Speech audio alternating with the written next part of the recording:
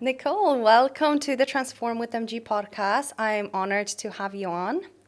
I'm honoured to be here. Thank you. I'm really excited for this conversation. I want to dive deep into all things binge eating, emotional eating, body image, relationships, Oh, I attachment love it. styles. I love it. Okay. So, at what point did you realize that you had a binge eating disorder? Oh, I love that. Very strong first question. We're just Dive going in in. deep in. Okay, so when did I first realise? Okay, so I didn't know for a long time that I had a binge eating disorder. So when I was about maybe 15 is when I started to what I thought at the time was like comfort eating, and I would eat a lot of food at one time, like almost uncontrollably, but I definitely didn't understand that it was a binge eating disorder that I had. When I became aware of it was about 2020, so about 3 years ago, and that's when I knew I'd had one and it wasn't resolved, and then when I tried to resolve it, it didn't get better. So I would say I've had it since I was about 15, but to be actually aware of it since I was about 2020, sorry. What made you aware of it? When did you start realizing? Was it any like trigger points or what caused you to be more self-aware in 2020? It was the trying to heal it. It was when I became a coach and I somewhat knew better that the eating patterns I had weren't healthy. So it was when I tried to heal it and think, right, okay, I don't want to eat like this anymore, and wasn't able to. And I started to identify as like, it's me. I'm just greedy. I like food too much. Like I just don't know how to control myself around food.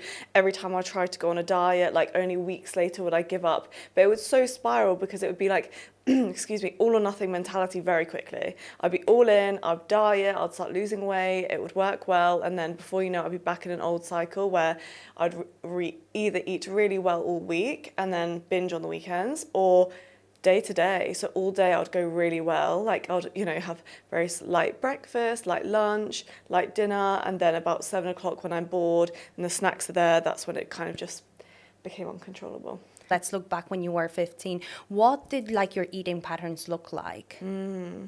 So when I was a teenager, so I just really thought I was a huge foodie. And I mean, I am, I suppose, and I do love food.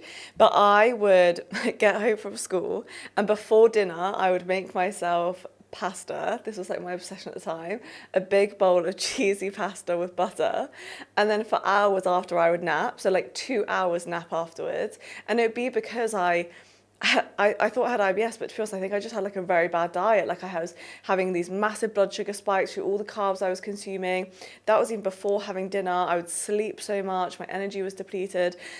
So yeah, I would say that's kind of how the pattern started. It looked like just eating excessive amounts. Like even in the canteen at school, like I would buy like 3 bags of cookies so I could bring some to class with me and like sneakily eat them out my pocket, it was like almost like as soon as I felt like food wasn't allowed in anywhere, I like clung onto it and wanted it more. What do you think caused that in the first place? I would definitely say so comfort eating has always been in my family. Like I know I do now understand that like even when we're a baby and we cry, like you're given a bottle. So comfort eating is within most of us, and emotional eating is something we do recognise. For me, like my mum, she's Irish, like when we're happy we eat, when we're sad we eat, like we love it, we're feeders, right? So as I grew up and started to go to school, my self-worth became quite low. I became insecure. I felt like the ugly friend. I would, like often look at my friends who would be in really slim bodies and want to look like them. And I suppose the more down the insecure route I went, and the more down the low self-worth route I went, the more food became a void filler. It became something that I could just eat, zone out, avoid feeling insecure. And then it's a catch-22 because then you suddenly want to be slim like your friends. You restrict, you decide you're not going to eat anymore, you're going to skip breakfast, and that's what essentially starts a binge restrict cycle. What got you into fitness? Because you said you became a coach in 2020, but what did like your health, your exercise regime and habits look like prior to that? When did you start getting into fitness the first place? Yeah, great question. So I would say my introduction to fitness was on the restrictive side anyway. So I was definitely trying different diets, like Cambridge diet, keto. It would always be cutting something out. So I'd always be there was a long time where I decided that I was going to not eat dairy, and I convinced myself it was because it was giving me better skin, but actually it's because I'd read somewhere that it might make me lose weight. So I got a PT, I started restricting back on my food, and it started working. Then I joined boxing, really enjoyed boxing. You know, at that time got to what was perhaps my smallest weight as like a teenager and then into my 20s. But I was so unhealthy. It was in a, like the most unsustainable way. It just worked for a while I was kind of riding the high of this, you know, like new regime that I got into, enjoying fitness, enjoying like the confidence it was giving me, because there are obviously great benefits from exercising, and I was gaining them too, just not in the most healthy way. So would you say what first got you into fitness was the desire to lose weight? Yeah, I would. I wasn't much of a... I've always loved sports and team sports, but in school I was quite lazy. I was quite like very chilled out in school. I wouldn't have had my PE kit. Like, I was a very forgetful kid. I was just very like happy to be there socialising. So although I loved sports, I kind of never thought I was that good at them. And the gym was so intimidating. It was like, it really was the motivation of, okay, well, it might make me look the way I want to, that got me in there eventually. So what would you say are some of the mistakes you've made at like the early stages of your fitness journey, and maybe perhaps the information you wish you knew back then? Oh, that's such a good question. Okay. There is a lot, I would say, of mistakes that I made, a lot. So I would say number one is like less is not more. So I, for a long time, was like, the less I eat, the better. My Fitness Pal will give you like 1,200 calories from the off, like, you know this, and it will give you the lowest amount of calories. And when it starts working and the feedback from your body is that you are dropping weight, you can believe that less is more. On like a physiological level, yes, if you eat less calories, you will lose weight. But your body is so smart, it like will work against you. And also like on a psychological level, if it's not sustainable, it's not sustainable, period. Like if you're suffering, your libido's gone down, your mood's gone down, your energy's gone down, that's only sustainable for so long. So my number one mistake was restricting too much, like restricting. Number two is having the focus on my body, like rather than ever looking at exercise for something that was good for me or healthy or just good to move. I really did want to, I suppose I did use it to punish my body sometimes for eating too much, and then simultaneously I was just in the gym, only focused on what I looked like. And if I wasn't getting that benefit, like if I didn't feel that instant reward, like I would almost feel demotivated for the gym, like automatically. Another thing I wouldn't do is obsess over the scales. I still see this now, and I understand fully why, because I was obsessed with the scales for a long time. But so much can affect them. Like you can poo and lose weight, and you could not sleep well and gain weight. It can go up in huge amounts of pounds, and the same with your period. Like our cycles, we are not going to stay the same. Yeah, I know there has been days without fail that I have stood on the scales and made it validate my day. It would either need to tell me that I've lost weight, otherwise I'm having a shit day, or it would need to tell me that I have lost it because I've been restricting the last week, and that's the reward I get, that the scales are going to go down. So I would far less obsess over the scales, I think. I feel like as women, we have this emotional attachment to this like digital piece of like metal, but I was totally the same. And this is why I really resonate when like women do get down about the numbers on the scales, because there was a time where I got down to 50 kg and I would be terrified for that number to go up. And if it did, even by like a couple of grams, I'd be straight on the treadmill trying to like burn it off. It really means something about you, doesn't it, when the scales go up? You're like, okay, well, that's it. I failed. I'm not doing well enough. I need to restrict harder. Like maybe if I just ate less, it would go down. It's a real mental battle. What would you say are better markers of progress than if somebody doesn't have the healthiest relationship with the scales, or it does affect how their self-worth is or their mood? So my views on this are recently changing, because how I've coached in the past, because weight loss was the main focus on what I used to coach in, it made a lot of sense that I would use progress photos, body measurements, which is actually just grabbing the tape and wrapping it around you, and weighing yourself. So photos, measurements, and weighing yourself. Now, I feel like there are so many wins that you can look at that really don't center around your body even. So with progress for me, so with my clients, so as I work with binge eaters currently, like a progress for me is them not binge eating. Like how many days we can tick off not doing that. Progress for me is that they haven't skipped breakfast in the morning. Progress looks like, I will say, like, when it comes to appearance, in the way how you feel can be important. So one thing binging does to you is it often gives you like an inflamed stomach, or you can often feel very watery. I would say if you start to feel better in yourself, that can be a measure of progress. Like maybe your clothes feel a little bit better because you're no longer inflamed. I think that is something we can celebrate without it feeling toxic or feeling like, oh, I'm going down the route of like celebrating my body. Like it's so much about how we feel, and I think if we can celebrate feeling good in a really empowering way, it doesn't need to be toxic and it can feel quite nice. I would also say progress can look like going out with your friends without anxiety, eating out without anxiety, getting dressed up and wearing something that you feel amazing in just because it makes you feel good and feel empowered. Like I think there's so many things we can look for progress without it being so specifically tied to like a number or a photo. Like we know angles, like angles can change a photo in a second, lighting can change a photo in a second, like, and we are trusting our whole like progress on hoping that one photo that day looked good, you know?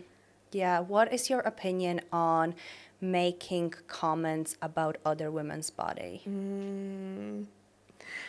I just think what we do wrong sometimes is we really celebrate weight loss as a great thing. Because a lot of us in our head tie weight loss to like being really well disciplined. We tie it to that you're doing really well and you're succeeding in life. The reality is someone might be losing weight, but they could be really struggling inside, or they could be unwell or poorly, or, you know, there could be something that really like, might be trying to gain weight. You really don't know what goes on behind closed doors. And I think that when you comment on someone else's body, you're making a blanket statement that might mean nothing to you, but can make or break their day. So, for example, like if you are trying to lose weight, but you've started going into a restrictive rabbit hole, you want to come out of it, but you're suddenly getting all these compliments of how good you're looking. You look so well. Oh my God, you're getting all this praise. That's going to make the transition out of restriction a lot harder. And then also the same way was like when we're gaining weight, if you're really insecure that you're gaining weight and you're not looking good, and suddenly no one's commenting on you anymore, goes to your head. So I think if there was a world where we don't ever expect people to comment on our weight, we would just be free to be in our own element and have our own free thinking without worrying about the validation from others. Yeah, for sure. I think this is the first thing that pops into our head when we see somebody looking good is to automatically comment on their like appearance, body shape. And honestly, a lot of the times it's intentional, like unintentionally like doing it because people think that they're doing good, and you know those comments are probably like given in the most like positive way possible.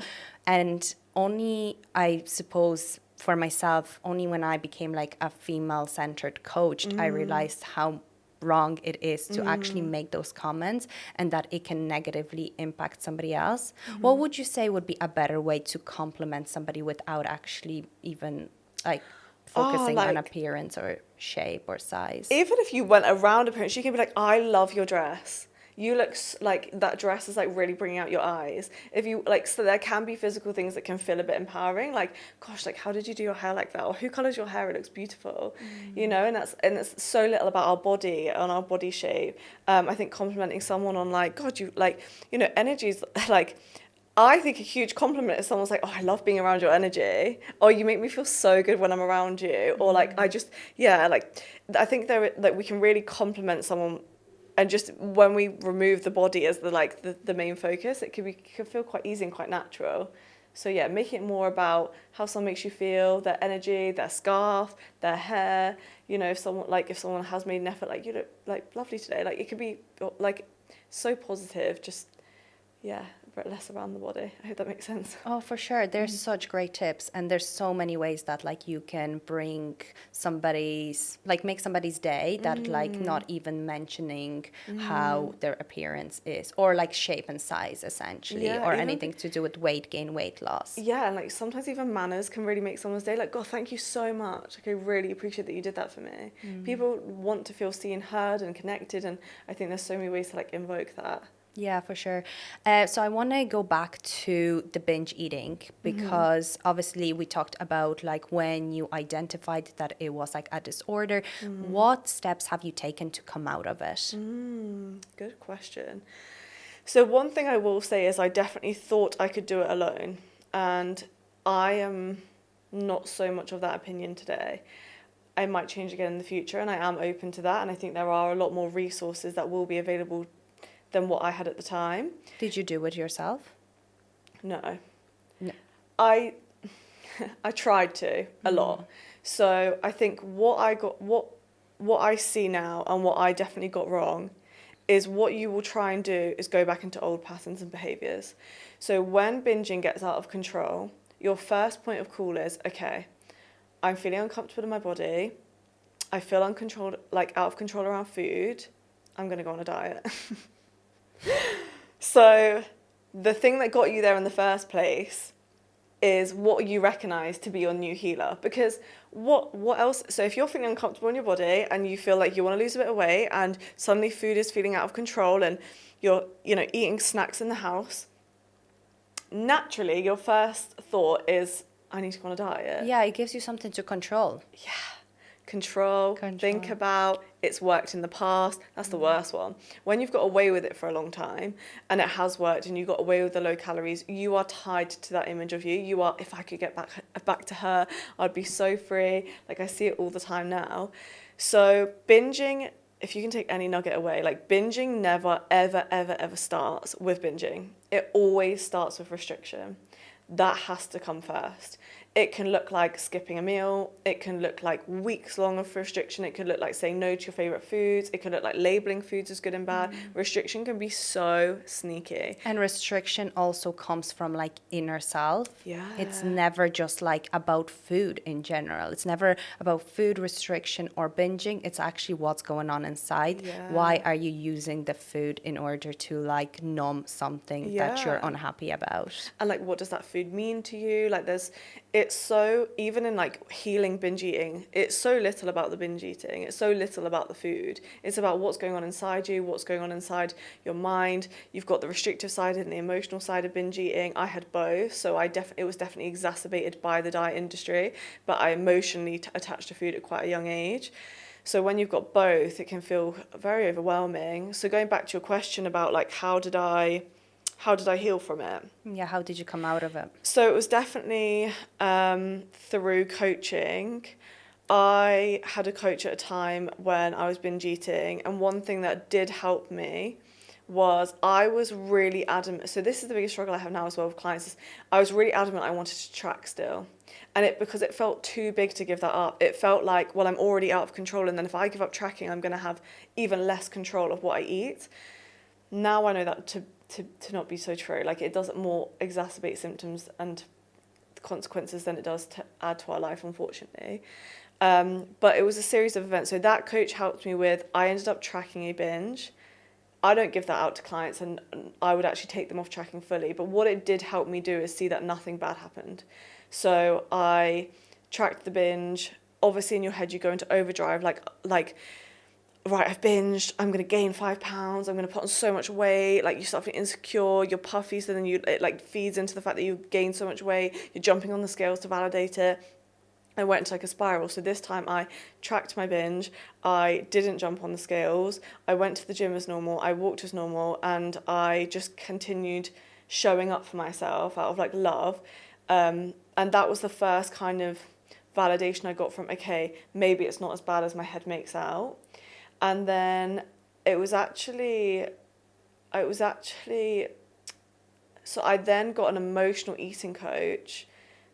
Sorry to interrupt you, but the coach that you were working with, was it specifically to heal your binge eating, or was it just a coach that like weight loss essentially? It was to lose weight, oh, yeah. Okay. And then I remember just a few times having to message her like, I need to go to the shop and buy I just feel like I need to buy like a bag of minstrels and like get it out my system.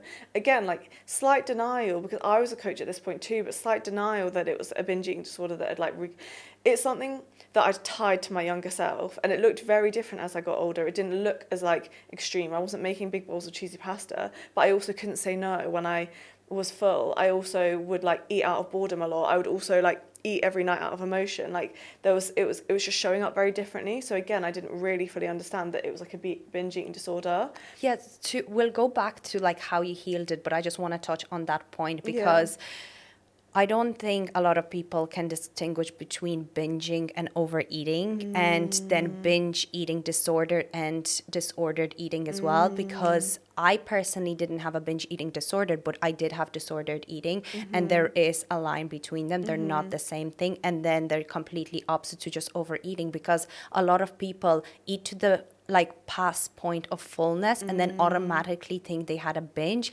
whereas they just enjoyed some extra food. So maybe you can explain like what is the difference between overeating, binging, and then binge eating disordered and disordered eating.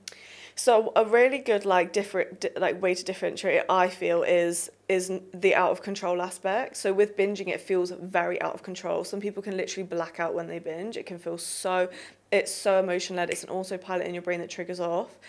Emotional eating can be a good thing. Like it can be celebrated. Actually, food can be really joyous. You can choose sometimes to overeat. It can be really like an empowered decision. And then sometimes it can be mindless. It can be like picking in the office when you're not particularly hungry, but you're just a bit bored.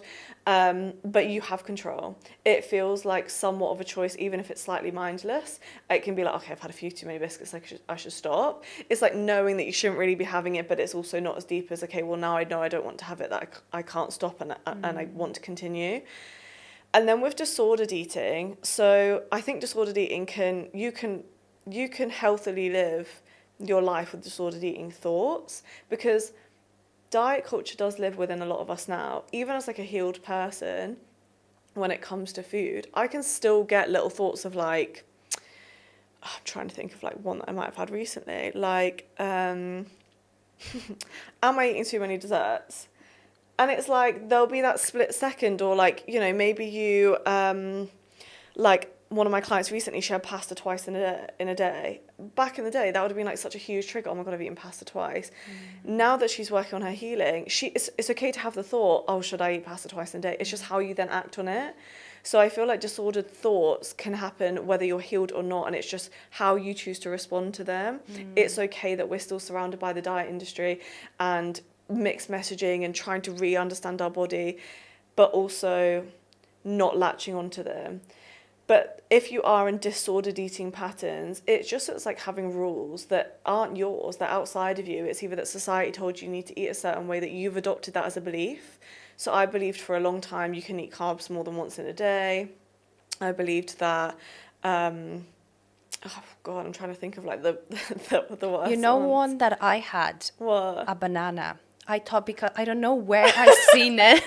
Honestly, I don't know where I seen it, but somebody on the internet told me that banana has too much carbs. It has like the most carbs out of all fruits. Oh, that's so And funny. it took me, no joke, 5 years to get over the fear. I mean, like I'd eat it, but I'd always have this like thought in my head of like, I shouldn't be eating that. I should opt for like strawberries or watermelon, you know?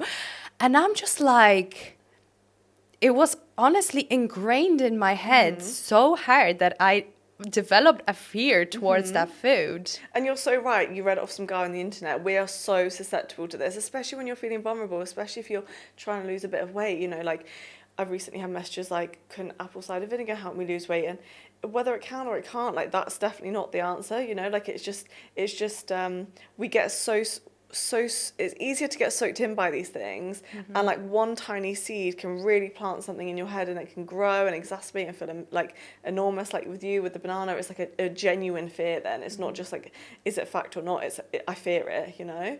So I think disordered eating can show up in your life, obviously to different extents, but I would say be kind to yourself if you still ever have disordered eating thoughts.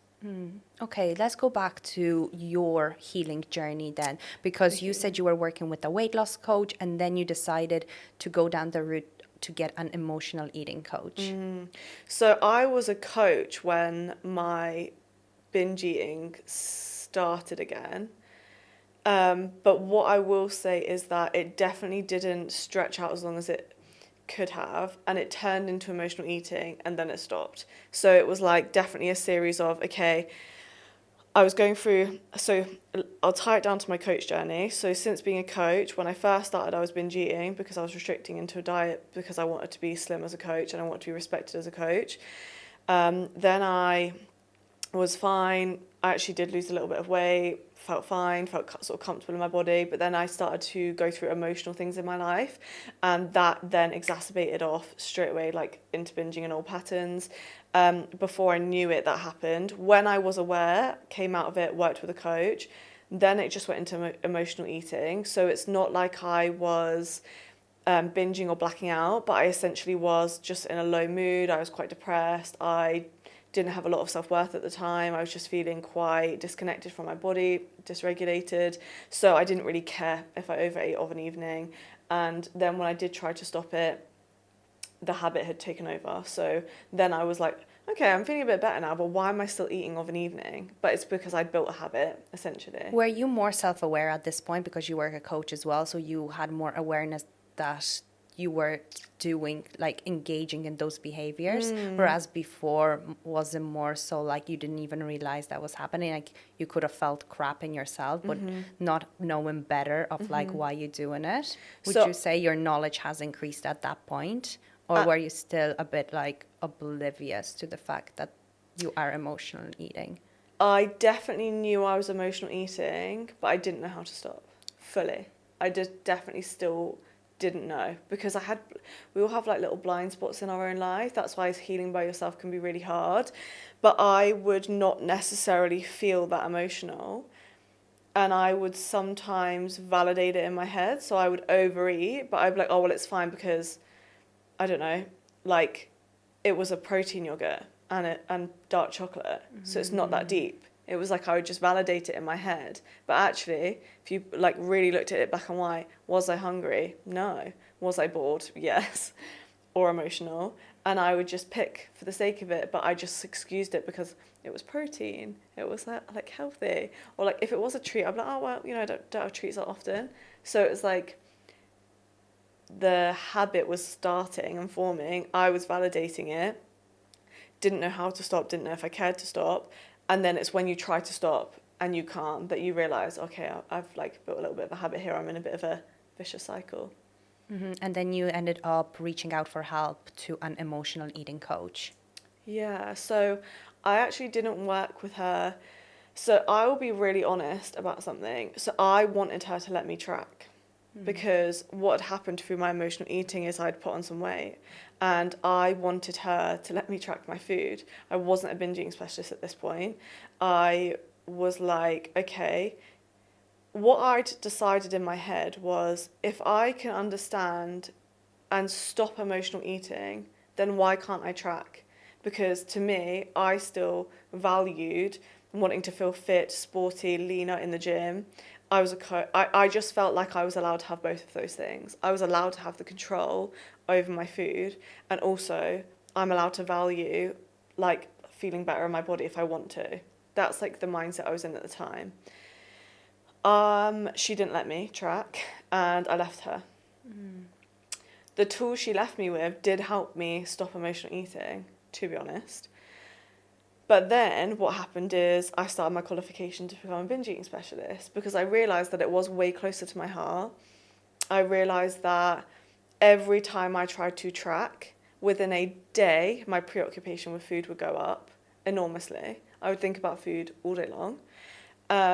It's almost like I had to kind of realise myself where I was going wrong and maybe where I wasn't listening to her, and then ask myself why. Like, why was I so hesitant to not track? What am I scared to let go of? What does it do for me? How does it validate me? Like, what does tracking do for me outside of weight loss? And what was the answer? Control. It gives me back control. I had tied it with high discipline. I tied that me not being able to track meant I was low discipline and didn't have what it takes to like get my body into good shape. Like I really made it mean something about me, and it meant so little at all. It was just a protection tool. It was just my go-to. I'd known it for years. Tracking had been in my life for years. That's all I really knew. So on the emotional eating side of things, it's something I struggled with for years, and even going back to being a teenager in school days, like now I know, which back then I didn't know that it was emotional eating. But if like a teacher pissed me off in school, which happened a lot because I just was, 'Cause you was were a not. rebel. Yeah. But I would come home and honestly just dig into the press with all the sweets and chocolate and sit there and eat to the point I felt sick, and then I wouldn't even be hungry for my dinner. And I didn't even see it as a problem, but obviously that's when the early days of emotional eating started. And it wasn't until like not that long ago that I actually overcame it. Like obviously, like you mentioned, you still get some sort of disordered like thoughts around food, and like that's absolutely fine. But I also was working with a coach, like mainly for my hormones, but it brought up some issues that still had to do with emotional eating, and it really stemmed down from like my childhood. So what the question I wanted to ask, what would you say, or maybe what was the tool that you were given when you were emotionally eating to come out of it? Okay, great question. So, okay, so we can do really like quick tools, you know, tools that can kind of just relieve you instantly. A lot of it, a lot of the tools that I suppose that I do find helpful even now, if I was starting to like mindlessly eat, or if my clients need some like quick release, is like habit disruption tools. So it can be as simple as creating a pause.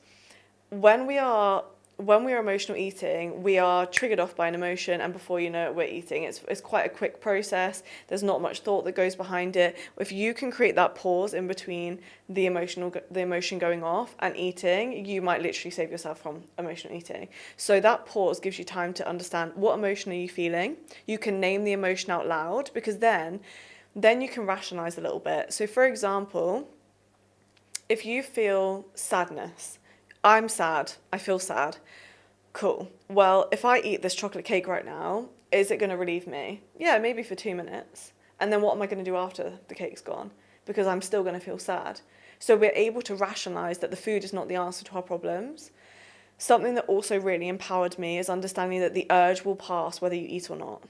So you feel a sudden urge to eat. You think, okay, well, I want to go eat that chocolate cake. Your brain will to tell you that the urge is not going to pass unless you eat that chocolate cake. That's not true. The urge is going to pass regardless. So knowing that really empowered me, because I felt like no one understands how I feel. This urge is so strong and I really want to eat. Like, I can't stop thinking about the thing. And if I don't eat it, then it's just going to really bother me. So it almost felt like a better release to just eat the thing. So that definitely, I would say, is a great thing to remember. Yeah, I really resonate with that, because it's something that really helped me as well. It's almost like distracting myself for a couple of minutes, but also telling myself I'm allowed to have it. So Yeah. giving myself that like time block to do something else, being like, right, if I really want that chocolate cake in 10 minutes, I can sit and eat the whole chocolate cake. But in the space of 10 minutes, I have to do something else, whether that's like going for a walk, maybe reading a book, just calling my friend. And yeah, like you're saying, your brain will want to tell you that like you're still gonna have that urge, but the 10 or 15 minutes will pass, and actually you have that like pattern interrupt. And you know, like not always, but there's a lot of times where I was like, you know what, I don't actually want it, because I just needed something to numb the emotion I was feeling, and it doesn't always have to be food. There's a really good tool I actually use with clients called Delay, Distract, Decide, and it is essentially what you're saying. So when we talk about creating that pause, you can do it quite literally. You can set a timer on your phone for 25 minutes. In that time, do something that will also set dopamine off. So something that's really good for your like, I like doing something on my to-do list usually. Something that like will feel rewarding when I get it done, because that reward feeling is essentially what we're looking at through food. Like, our brain just wants to look for dopamine. That's often why we go for like sweet, sugary, fatty foods, because they release dopamine. You can find that through doing an activity like on your to-do list. Giving yourself 25 minutes creates the pause, creates the distraction, like you said. And then after 25 minutes, it's not ever saying to yourself that you don't have the permission to eat. You always have unconditional permission. It's just understanding in 25 minutes, is it because you were hungry? Is it a habit? Is the urge still there? You then can give yourself another 25 minutes to explore. But what I've seen a lot that's really helped me even is like, sometimes my dinner just hadn't satisfied me. That is a really easy problem to fix. The next day, have a more fulfilling dinner. Like, it's one problem I see time and time again is some of us, we know we're in an emotional eating habit. So again, like I said, with the restriction is we kind of have like a smaller dinner to compensate for the snacks that we're going to have later. Honestly, that's what makes us have the snacks later. It's not the decision to have the snacks, it's the decision to have the small dinner that like then unsatisfies us, and yeah, that's what leads us to wanting to eat more. So that 25 minutes gives you the power to be like, am I hungry? Did my dinner satisfy me? What emotion am I feeling? What on my to-do list has made me feel good? You know, it just gives you that space to like think and breathe. Yeah, about the nighttime snacking, because I feel like a lot of people say they struggle with that. Nighttime binges, nighttime snacking, overeating at night, and thinking the time of the day is the problem. Whereas, as you mentioned, everything that they do throughout the day from like breakfast onwards is leading to them actually snacking, overeating, or feeling out of control because they're, oh, I always am hungry in the evening, so I'm going to restrict throughout the day so I can allow myself those calories in the evening, not realizing that that restriction and depriving their bodies when they need the fuel and energy the most is what's causing them to be so overly hungry and then eating past fullness. Yeah, it's and that awareness piece is so powerful. Like, I honestly believe half of this work is just looking at your blind spots. For me, for a long time, tracking, I'm not anti-tracking now. I do have to say I'm not anti-tracking. For some people, it will really work. But I was so disconnected from my body when I was tracking that if I tracked a dessert, I was eating it because I'd tracked it. There was no like asking my body if I was hungry or not. So I understand the jump from tracking to not tracking is so scary, and I will never take that away from someone because it's a control they've known for a long time, and they also don't know their body yet. They have been going off a calculator in calories for a long time. So I understand that jump is the most scariest to make, but it's honestly the most empowering. Like, no, one thing I know to be so true about my own journey is I could never have got there while tracking my food. And I think that was probably the scariest thing I had to admit to myself. I would say that my relationship with food, like since coming to Bali, has been the best. And That's I so think good. it's mostly to do with the fact that I'm no longer so food occupied and I completely stopped tracking, and it's probably something that I didn't even realize I needed to do until I've done it. And even when at the start of the year I was on a weight gain journey, I still was tracking because I was telling myself, I'm like, okay, well, I need to know that I'm eating enough, you know, whereas I was probably still causing some like relationship with food issues until I came here and I was like, well, I'm eating out for all my meals. I could attempt to track, but to be honest, what's the point? Like, I'm just going to be guesstimating. Why don't I just let go? And I'm like, you know what? It's probably something that I really needed. And being so food occupied can actually lead to those like disordered eating thoughts. I think, as you quite rightly said, like, you've come here, you've realised like that you were doing things that were unhelpful, and I think as a coach there can be so much shame around admitting that you have problems with food. And I think that for me, for a long time, it almost exacerbates it, to be honest, because then you've got no let out, you can't talk to anyone about it because you're a coach and you should know better. But we've all been chewed up and eaten alive by the diet industry, and unfortunately, like, coaches today, and I'm not calling anyone out particularly, it is a tough industry, will have their own issues because we are, I suppose, like, there's just a lot of toxicity in the fitness industry. For a long time, the go-to like staple ingredient is tracking, progress photos, body measurements. And then whether you're suffering this or not, you want to lead by example for your clients, right? But that could be exacerbating your symptoms too. So it's like, and I suppose that's what transitioned me from weight loss to working with binge eaters, it wasn't because I don't believe in weight loss anymore or that you can't healthily do it, because there absolutely is room for that. It just felt like, how can I, as someone who's moved away from tracking, who knows that it was exacerbating all of my symptoms, thinking about food too much, never regulated with my body. The fact I was even attached to it, I didn't know was a thing. I didn't realise what tracking did for me. Letting go of the control, all of that was keeping me so tied down. So I then just felt really disconnected to giving that to clients. I'm like, well, that's not my version of freedom. My version of freedom is being able to eat food until you're full. My version of freedom is like not being able to think about food all day long, going out with your friends, going out for dinner without anxiety, feel like connected to your body again. Even like so many of us, like around our periods, we're way hungrier, yet we're so scared to honor that. Like, you might need to eat like an extra 1,000 calories. Like, it might just feel that way. And sometimes there's so much power in owning that. But we're so not taught in fitness to be connected to our body. It's so much about discipline, ticking boxes. It's so far from the holistic approach. And I think that's what eventually disconnected me away from it. And beautifully giving myself the room to heal too, while coaching and while discovering. And I think that's what makes us a better coach. Yeah, and like you said about not being anti-tracking, I'm not either. And you're obviously working in a more like specialized area of like binge eating and like purely healing people's relationship with food, which is different. I do have like clients which have perfectly healthy relationship with food, and I still give out tracking as a tool, and I still believe in it. I think for me it built a lot of awareness about like calorie content of foods, like macro content of food, which allowed me to make more informed decisions. But there's a time and place, and I feel like there is a lot of coaches, and like this isn't like just bashing coaches, because I was in that place too, where I would give out calorie and macro targets as the first step, course, which, you know, you learn through experience that like until a person has the right foundations, habits, the relationship with food like ticked off and like in a stable position, then the next step might be like, okay, well, let's learn a little bit more about the nutrition content of information.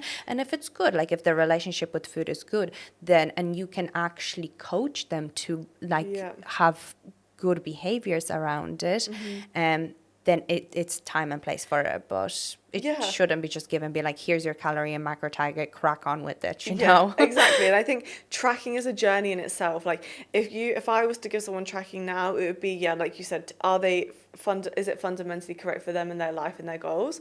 And then it's also explain to the client, like, this isn't forever. Like, we are not tracking so you have to track forever. We're tracking to build some awareness, build some knowledge around food. But like, even with tracking, to like ease your mind, like food labels are like 20% wrong. And then like how we ingest and digest calories are all completely different. So much of it is wrong. And that's why I feel so sorry for the Nicole that once would cry that I'd gone over my calories by like 10. Like, my day would be ruined if I'd had to go over by 100. And then I'd be so angry at myself because I had to eat over. I might be like during my period or trained really hard that day, or I just might be more hungry. Like, but I wouldn't let myself be. And then that a lot of like, to be honest, the binge eating healing is a lot about just radical self-care and self-love. That's honestly the fundamentals of what it comes to, but I think that bleeds out into everything. If you're tracking because you hate your body, that's very different to someone who's tracking because they love their body and they want to change it out of empowerment. And I think to love the journey is not trying to scrutinize yourself for going over by 100 calories. To love the journey is to be empowered in your choices, to feel like it's adding to your life. And I think that as coaches, the more coaches become empowered with this knowledge, we'll be able to really help clients move through weight loss, weight gain, tracking, not tracking intuitively. Yeah, and I think obsessing about your body or dieting is not the solution for increasing confidence or self-worth. No, and it never has been. It never has been, but it's portrayed like, because we are led to believe that if we get the validation of like being smaller or fitter or I don't know, more in shape, that is going to bring us happiness. But it's never, maybe short term, like you're going to enjoy that validation for a period of time, but it's never like a long-term solution to it. And it's just a way of like controlling something that's out of your control. So I want to talk about body image though. Have you ever struggled with it? Do you still have days where you struggle with it? I have come to believe that none of us go without insecurity. I actually think that insecurity is a part of our life because we have an ego, and because of the world that we're in, it's very much you're not good enough. Like, even foundation is telling you to buy it because your skin isn't good enough without it. There is messaging around us all the time that we are not good enough. I absolutely do have insecurity. What I will tell you though is that how I handle it and how I deal with it is worlds apart from how I used to deal with it. And definitely I'm less insecure now. So it's not that I think we should strive. I love like body positivity and like understanding your body and learning to love it. But I think that, so for example, I don't know if you get these days, but even like the lead up to my period, my self-criticalness will go up automatically. That's not like an automatic choice. It's not like I suddenly woke up and was like, I'm going to hate on my body today. But what I won't do then is suddenly start body checking or eat differently because of it. I won't let it mean anything about me. One bad body image day doesn't have to become a bad body image week. And I think, and what I like have also learned is like, it's not tied to a body either. Like, you might look at someone and think they never will have bad body image days because they've got a great body. They will have the exact same insecurities you do, the exact same days that you do. And I think when we come to understand that, we can like approach it with kindness. So a lot of my clients, when they're like in the thick of binge eating, will also be, it really does like wreak havoc on your, like the way you perceive your body. But they will be body checking a lot. Like, often it comes with like, like essentially like every time they look in a mirror, it will come with like extreme judgment. They won't go out and leave the house sometimes because the anxiety about their body image is so bad. And to like bring that back around, funnily enough, like the things we avoid due to body image is what tends to keep us there. So if you feel like you don't want to go out because you're not feeling your body that day, that is typically the same evening that you'll want to emotionally eat, because you are like, well, I look rubbish anyway. Then you're not having enjoyment, you're not having fun. You essentially put your life on hold. A lot of binge eaters put their life on hold, and it's putting it in on hold that exacerbates it. But yeah, sorry, I think I got slightly sidetracked on your question there. Yeah, no, that's absolutely brilliant answer. Like, you really nailed it on. I think it really comes down to mindset. It very rarely comes down to your body, because when we're going through a bad body image day, it's all what's going on in our head, because in reality, our bodies didn't change overnight. And like, we perceive our body to be drastically different. But coming back to like, you know, when it's leading up to your period, like, you'll tend to feel more insecure about it. And this is why I feel we need more education on the menstrual cycle and the hormones, because its hormones are so high in the like 7 to 10 days leading up to her period. That is what's causing us to be super emotional and often just like projected onto our bodies.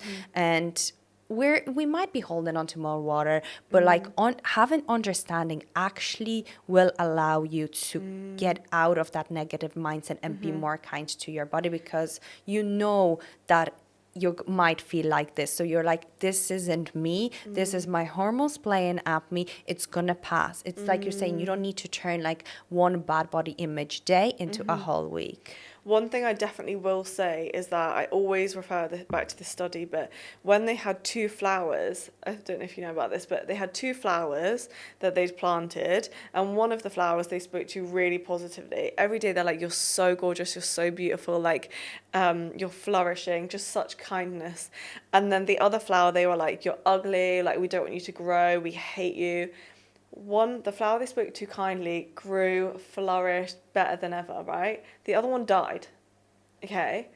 You are literally, when you are saying negative things to yourself, giving yourself that exact same energy that killed a plant.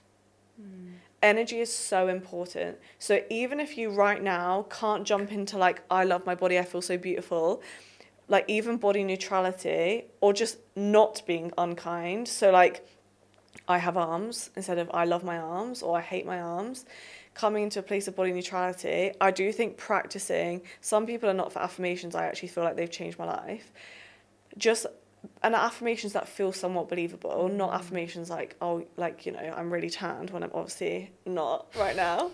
But things that make you feel like empowered, you know, like, yeah, like my arms are so strong, my legs are so strong, like, like I love my complexion. Like there's loads of things that you can like choose to latch onto, and just starting to talk to yourself like that, because we allow us, it might feel so uncomfortable, but that's just because you're used to hating on yourself. That's your new norm. So if it feels uncomfortable to speak kindly about yourself, it's probably an indication that you need to do it more. Yeah, I love the concept of body acceptance because it's being kinder to our bodies and appreciating it, accepting it despite not being fully satisfied with it. And it's not really about like looking in the mirror, telling yourself that you love the body when that might not be the facts, you know, but you can equally want to strive to be better and at the same time appreciate it, cherish it, and point out all the other positive aspects of you as a person that have nothing to do with like your shape or size. Spot on. I honestly think, I remember reading this quote once, like life's so much better when you're looking up around you, all the beautiful things happening, rather than down at your thighs. And it's like how much of your life can be taken away thinking about your body in a negative, like hours of your day can obsess over it, and that can turn into weeks. And then how you're wasting is a strong word, but you're essentially letting really special, precious moments that you might never get back be completely overruled by how your body looks or how you feel in your body. And often we don't see what we see how we feel. And that's why binge eating can really exacerbate like the struggles with body image, because you feel rubbish a lot of the time. And that's why like even through dieting, it gives you quite an instant reward, because you can naturally feel quite good quite quickly. Through just like not emotional eating and like regulating yourself, you can feel good a lot of the time. And then it can really feed back into like, you know what, I feel good. I don't want to think about my body like anymore as much. You can kind of like just encourage the new habit and help you through into the new habit of just loving yourself and appreciating your body. And in that, like honestly, the freedom comes because then you think about it less. You're not worrying about it as more. Like the real freedom isn't even having to always come back and justify that you feel good. It's actually you just don't think about it so much. It's your new norm. So I want to take a little bit of a different route, but I guess somewhat related as well to like Okay. self-worth and body image, because you recently came out of like a long-term relationship and want to talk a little bit about the importance of spending some time alone. And I like breakups can really have like a knock-on effect on confidence and self-worth. So what would you say is important to do after a breakup in order not to like lose yourself? Oh, I love this question. Okay, so as I'm on this journey right now, I will speak from where I'm up to. So I definitely in my gut knew that being alone was be important for me right now, because I was with my ex for 4 years. You somewhat adopt a personality that includes them. You are like I was like Nicole with Tyler, you know, like it was very much like you don't know how much you are or aren't impacted by them, because your life grows together, right? Like we've got a dog together, a house together. So the thing I knew most importantly, and one thing that I want to make sure of, is that I'm alone because I've got a lot of work to do. I need to heal. I need to reflect on. And I think it's really healthy to do that. What I did wrong in the relationship as well. Like what was my part to play in it breaking down? What decisions could I made earlier? What things could I done for myself? And that's one, so I feel more empowered in me as a person now. Two, because I don't want to repeat the cycles going forward. Like if I meet someone again, I don't want to show up as the exact same person making the exact same mistakes. And three, I just think there's such magic in being single. Like getting to know yourself, like spending time by yourself. Like so many of us are afraid to be alone. That is not something I struggle with necessarily. But one thing I definitely do think about now is like, okay, well, what do I want to do? Like, what do I want to choose? Like, you are compromising a lot in relationships, a really powerful tool, but then suddenly you don't have to compromise anymore. Who are you then? Like, what do you want for dinner? Like, what do you want to do today? Like, there's so much of self-discovery that I think we avoid in life. And often, I think it was Jay Shetty that said this, we're really, there's like 4 things in life that we need to look at. I don't know all 4 of them, but the 2 he touched on was we need purpose and love. Like, they are the 2 things that we go for. The wrong order that we do it is we look for love over purpose. We think that finding someone is going to fill our block, like cure our blocks, fill the voids, be our other half, you know. it's wrong. Like, we should be pursuing our purpose first, becoming as a whole person, and then someone else will add to our life, you know? Like, it's about filling your cup up as a human. And admittedly, that's something that failed in my last relationship. Like, I stopped filling my own cup up as a person. I relied on them somewhat to fill it up for me. And that's when, you know, then what do you do when you both have empty cups? Yeah, something like, as they say, don't go shopping when you're hungry. It kind of same thing. Wait, let me bring you back. I'll turn it around. Dating advice ever. Don't go shopping when you're hungry. No, but literally, it's like, as they say, don't go shopping when you're hungry. You shouldn't be seeking out a relationship when you're lonely, because it's gonna come from a place of need rather than want, and you will sacrifice your like values, and you will lower your standards, you will lower your boundaries when you're desperately lonely and in need of somebody, rather than looking for somebody that's going to complement your life. You're so right. And I don't know how woo-woo your audience is, but I'm like so woo and I love it. But you are going to attract people who mirror you. So like right now, I'd like definitely be a little bit scared of commitment. I'm definitely like a little bit lost, like openly, like not with everything in my life, but I'm like, where do I want to live? Like, what do I want to do like in a year from now? Like, I feel a little bit up in the air naturally. But that's exactly who I'm going to attract right now into my life, because that's the energy I'm giving out. So when I am self-assured, when I know myself, when I know what I want, when I'm really clear on my goals, I can connect with someone with very similar values to me, because I'll know what my values are, and someone who's also in that space. And then that's what a beautiful place to start a relationship from, when you're both comfortable with it, you're in your own skin, and it's about adding to each other's life. So I think that being alone is scary because it's uncomfortable and it's new, but it's also so exciting. It allows you to explore what you really want out of life, what you enjoy, your values, your interests, because you have like that independence, you have that freedom. And a lot of people fear being lonely and being alone, like you're saying, but it's a beautiful thing to spend some time alone, because if you're jumping from a relationship to a relationship, or even like situationship, that person kind of, their actions, habits, and values rub off against you, even subconsciously they do. And like you said, like with your ex, you almost like were like tied together, and you almost like lost yourself, because you just get caught up in like what the other person is doing, what the other person values, comfortable. So comfortable. Yeah.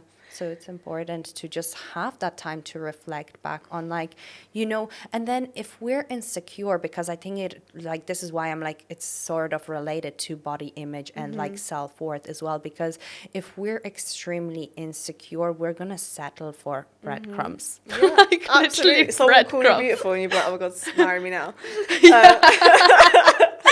Like the love of my life. Yeah, the bar will be so low for what you accept. And like going back to the body image thing, the insecurity thing. So there's this book called The 4 Agreements, and it's really good. And one of the things is don't take things personally. So like you said, breakups can feel like rejection. Rejection can spiral into I'm ugly, I'm not good enough, especially because the most common thing that a lot of us go through is the feeling of not being good enough. So that's going to exacerbate it.